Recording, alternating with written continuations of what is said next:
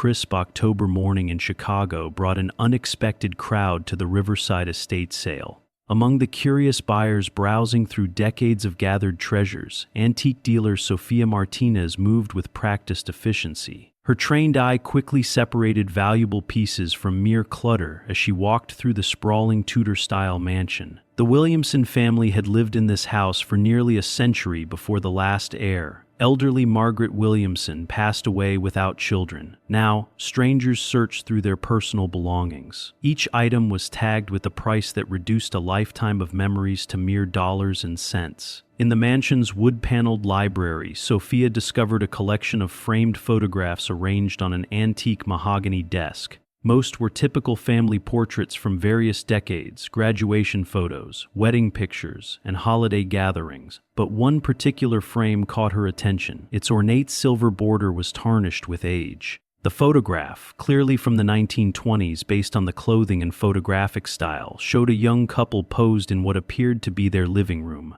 The man wore a three-piece suit with a pocket watch chain, his hair slicked back in the fashion of the era, and a drop waist dress typical of the flapper period sat gracefully beside him, a gentle smile playing on her lips. Between them, held in the woman's arms, was an infant who could not have been more than 6 months old. The baby wore a long christening gown of delicate white lace, the kind wealthy families ordered for special occasions. At first glance, the portrait showed the prosperity and happiness of the Roaring Twenties. A successful couple with their precious child posed in their comfortable home. The lighting was professional, suggesting this was a formal portrait session rather than a casual family snapshot. But as Sophia examined the photograph more closely, something about the baby's expression made her pause.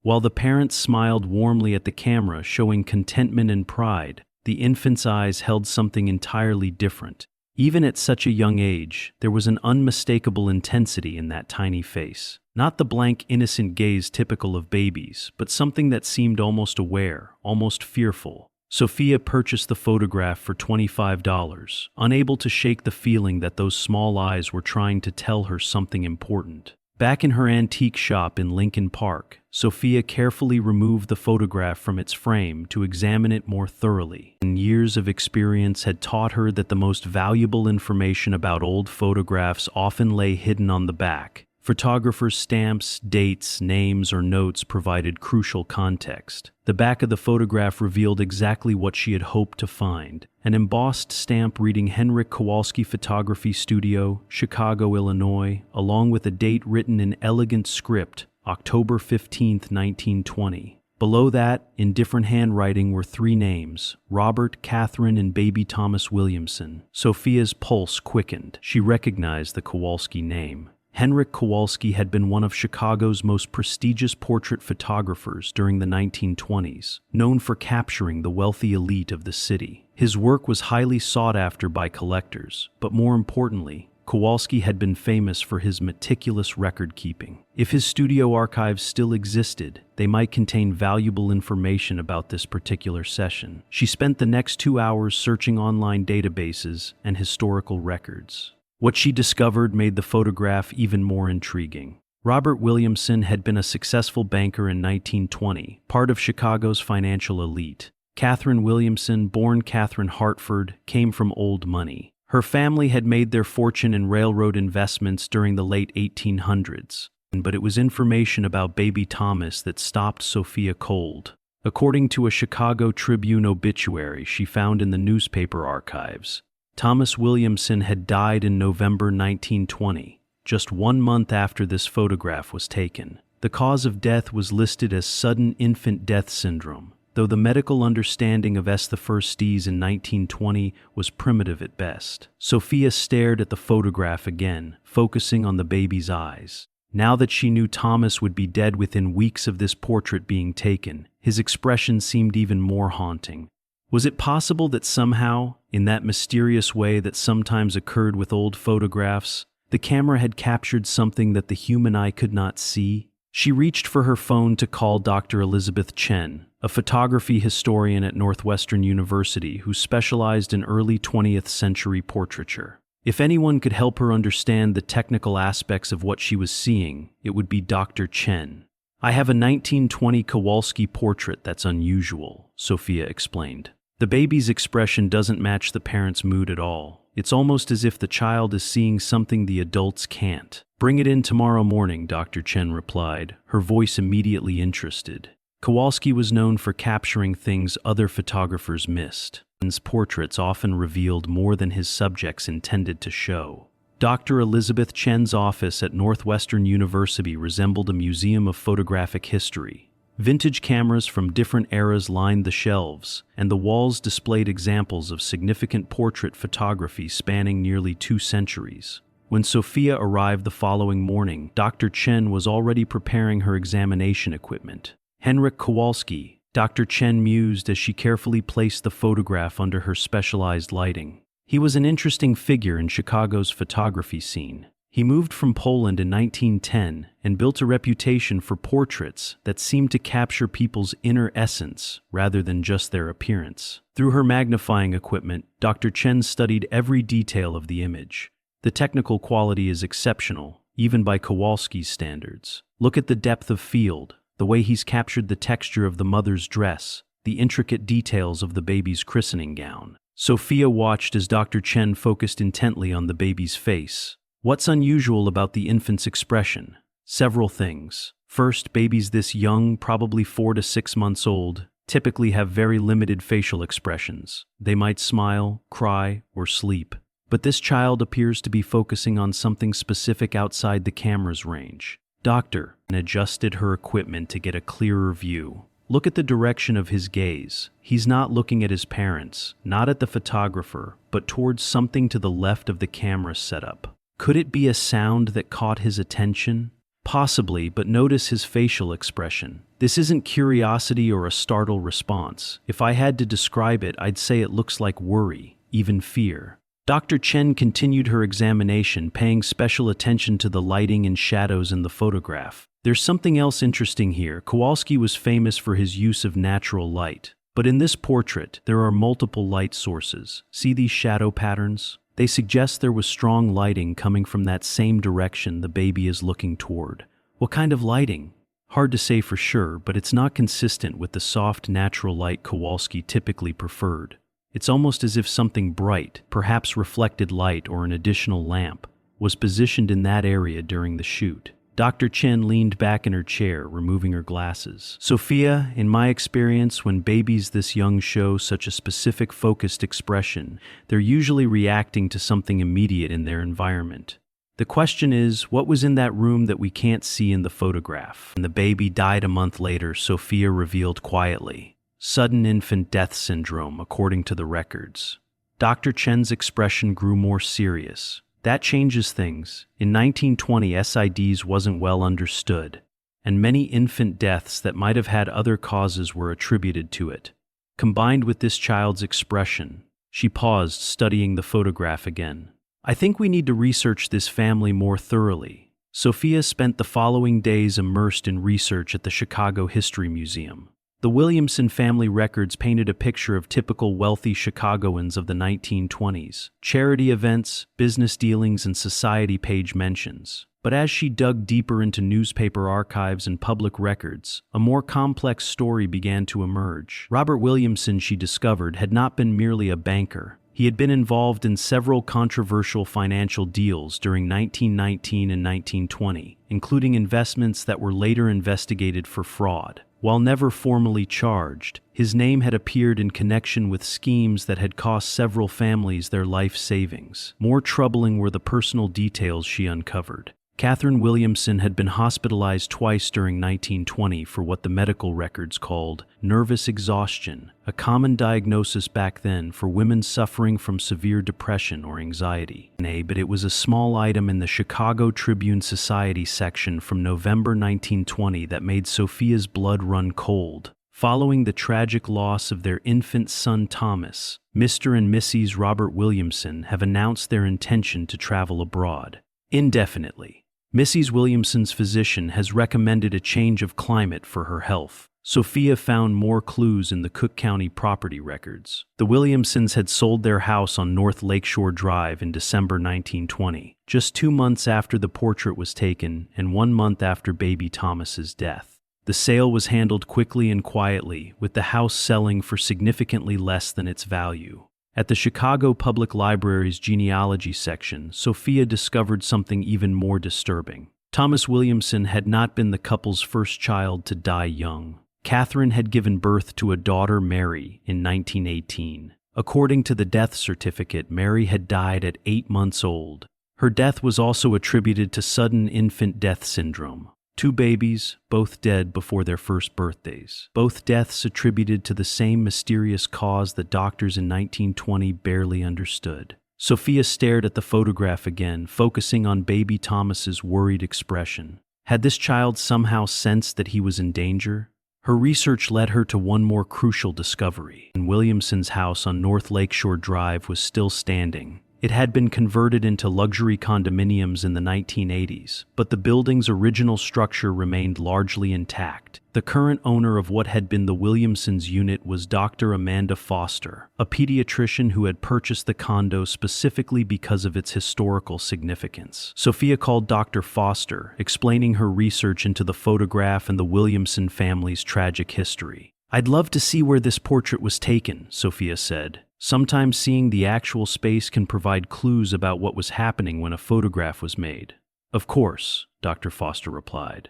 "Though I should warn you, there are some unusual things about this apartment that might interest you given what you're investigating."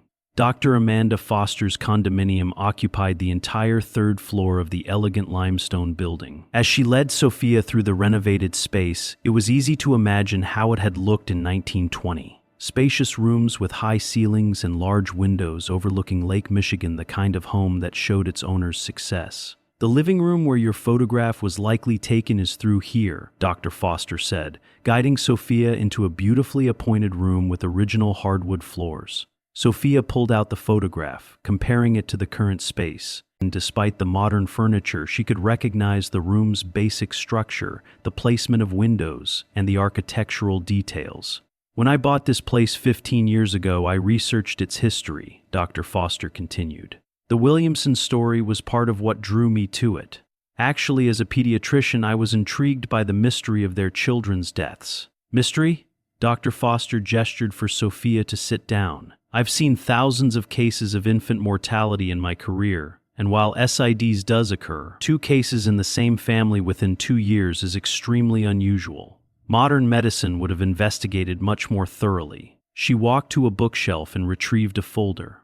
"After I moved in, I found some things the previous owners had left behind. Documents, photographs, even some personal items that had been stored in the basement for decades." Sophia's heart raced as Dr. Foster opened the folder. Inside were several items that clearly dated to the Williamson era. Household bills, personal letters, and most remarkably, a letter from Catherine Williamson to her sister, dated November 20th, 1920, just 5 days after baby Thomas's death. Sophia's hands trembled as she finished reading. She looked up at Dr. Foster, who nodded grimly. "There's more," Dr. Foster said quietly. "I think you should see the room that was the nursery." Dr. and Foster led Sophia down a hallway to what had been converted into her home office. "This was the nursery in 1920. When I renovated, I discovered something behind the original wallpaper that the previous owners had never removed." She pointed to a section of wall where the historical wallpaper had been carefully preserved under glass. "Look closely at the pattern." Sophia looked back at the photograph, understanding now why baby Thomas's eyes held such worry. He was looking at his father during the portrait session. "That would be my guess," Dr. Foster agreed. "Babies that young are incredibly sensitive to danger. If Robert Williamson had been systematically poisoning Thomas, the child would have learned to associate his father's presence with feeling sick and in pain. That expression in the photograph isn't random. It's a baby's instinctive recognition of a threat." Sophia's heart sank, sensing what was coming next. Both children died within 2 years of the marriage. The son in 1926, age 6, attributed to pneumonia. The daughter in 1927, age 4, from what was called wasting sickness. Helen Morrison Williamson died in 1928, apparently from grief and declining health. "He did it again," Sophia whispered. "It certainly appears that way." In May 1930, Robert Williamson had inherited substantial wealth from his second wife and had moved to California, where he lived comfortably until his death in 1954. He never remarried and had no more children. Detective Santos closed her laptop. What you've uncovered here is evidence of a serial killer who used his social position and medical limitations to murder multiple family members, probably for money. She looked at the photograph again. This child knew he was in danger. Somehow that camera captured his recognition of a threat that the adults around him either couldn't see or chose to ignore. As word of Sophia's discovery spread through academic circles, she received a phone call from Dr. Patricia Williamson, a retired psychiatrist. Dr. Williamson explained that she was the great-great-niece of Catherine Williamson and had been researching her family's history for years. I've been trying to understand what happened to Catherine after she left Chicago in 1920. Your research may have finally provided the answers. They arranged to meet the following week. Dr. Williamson brought a collection of family documents that had been passed down through Catherine's sister's family. The most significant discovery was Catherine's complete diary, which she had mailed to her sister Margaret in pieces over several years. And that diary continued through the weeks following Thomas's death. November 20th, 1920. I confronted Robert tonight about the laudanum. He became furious, saying I was having another nervous episode, but I showed him the bottle I found. He claimed it was old medicine, but I know he's lying. I cannot stay in this house. I cannot pretend to grieve with the man who killed my babies. Tomorrow I will take what money I can and go to Margaret. Robert can have his wealth. I only want to be free of him before he decides that I too have become an obstacle. 6 months after Sophia's initial discovery, the Williamson case had become a subject of historical fascination. The portrait was now recognized as one of the most significant pieces of evidence from the early 20th century. Dr. Chen organized a symposium at Northwestern University titled "Photography as Historical Evidence." Scholars from across the country attended to examine how modern techniques could reveal truths hidden in old photographs. Sophia stood before an audience of experts with the enlarged portrait displayed behind her. Baby Thomas's fearful eyes seemed to watch over the room, finally receiving the attention he had been denied in life. This photograph teaches us that truth has a way of preserving itself, Sophia concluded. And baby Thomas Williamson couldn't speak, but his eyes told a story that survived for over a century, waiting for someone to recognize it. In the audience, Dr. Patricia Williamson wiped away tears. After the presentation, she approached Sophia with one final piece of the story. Catherine lived until 1965, she said quietly. She never remarried and never had more children. She spent her life working with organizations that helped abused women and children. She kept that photograph of Thomas until the day she died. Why didn't she ever go to the police? Sophia asked. Different times, a woman's word against a respected banker would have meant nothing, especially when accusing him of such a crime. She knew no one would believe her, but she documented everything, hoping that someday someone would understand. Dr. Patricia Williamson handed Sophia an envelope of Catherine's last letter, written just before she died. With trembling hands, Sophia opened the envelope and read, "To whoever finds this truth, my babies were murdered by their father, Robert Williamson, and I was powerless to save them. I have carried this secret for 45 years, hoping that someday justice would find a way. If you are reading this, then Thomas's eyes finally spoke their truth. Please remember that he was loved, that he was innocent, and that his brief life mattered. And please remember that evil sometimes wears a respectable face, but truth has a way of surviving. Thank you for seeing what I saw in that photograph. Thank you for listening to my baby's silent testimony." As the symposium ended, Sophia remained seated, looking up at the enlarged portrait. Baby Thomas's eyes, no longer mysterious, had finally told their story. The photograph that had once seemed to show a happy family now stood as a testament to the power of truth. The portrait found its permanent home in the Chicago History Museum, displayed with the full story of the Williamson tragedy. Visitors often remarked on the baby's unusual expression, and now they could finally understand what those young eyes had been trying to say all along.